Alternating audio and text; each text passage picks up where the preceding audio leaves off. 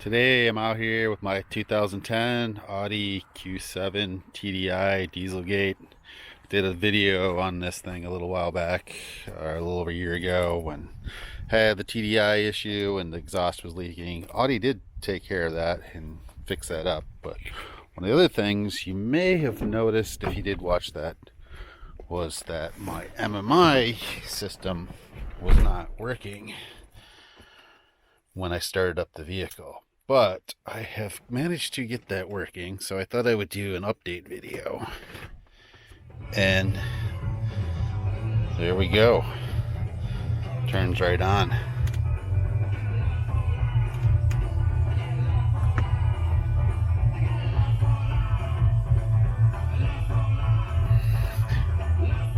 So anyway, I thought I'd show you how I got this thing working again. So the one dealer that I took it to told me they were able to get it to come on by pulling some fuses. So I'm over here on the passenger side, front door, and in that fuse carrier number 2, that number 3 fuse, phone pre-installation, I found that pulling that would sometimes help it come on. I did try pulling some of these others in the fuse carrier number 3, the MMI display, the communication, and that CD, DVD fuse, which are right up in here. These fuses. I can't guarantee that'll work for you, but that's how I got mine to come on some of the time before I disabled the Bluetooth phone module. So the way that I got this working was to disable the Bluetooth module in the VCDS, the Rostec VAG scanner here. So the way I did that was by going into the select the control module, and then we want to select the 5F information, and then once you get in here, we're going to go over to the adaptation,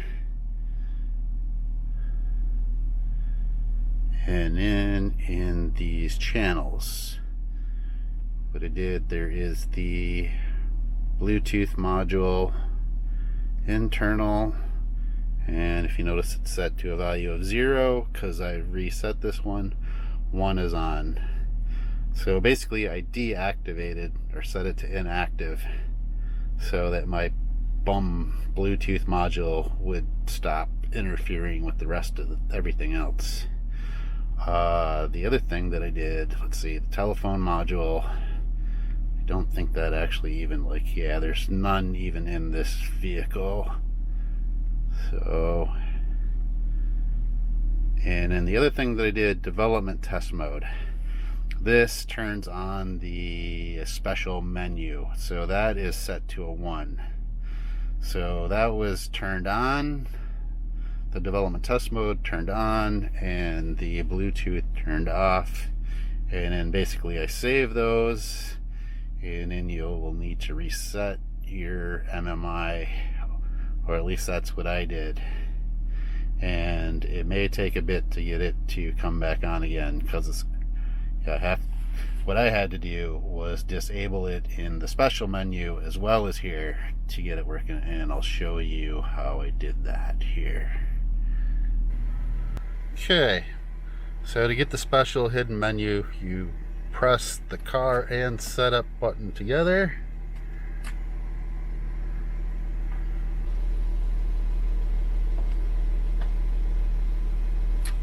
Alright, might have to hold them for a minute to get that to come up, and then once that comes up,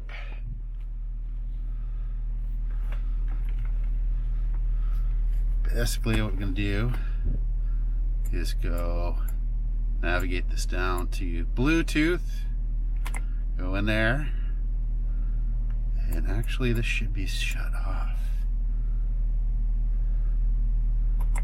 There we go. Make sure that is shut off in there. like so. So go back.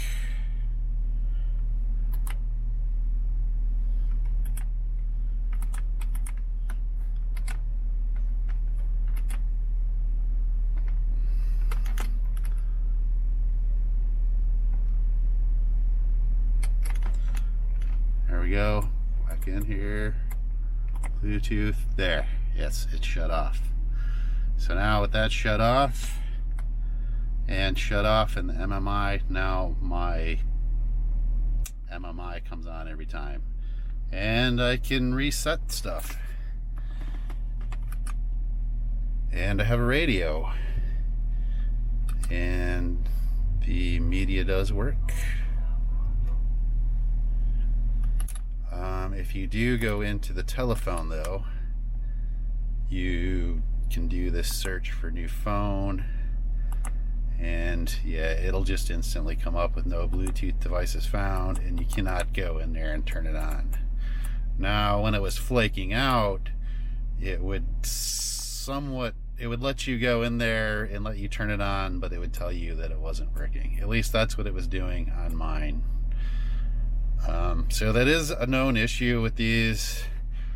This particular one, the Bluetooth module is actually in the MMI unit here. I believe this is the first year of the 3G system where they moved it into here. The telephone Bluetooth unit used to be underneath the seat, passenger seat, and those would flake out too, and I had issues with those. So the other thing would be to replace this unit, which is probably going to run you $1,500 to $2,000 to get Audi to do it, unless you can find one on eBay and do it yourself, but you will have to reprogram it. And this particular one that I have is really hard to find. It's the low-end version, and I have yet to find a replacement, a good one for a reasonable price. So for now, I don't use the Bluetooth. I just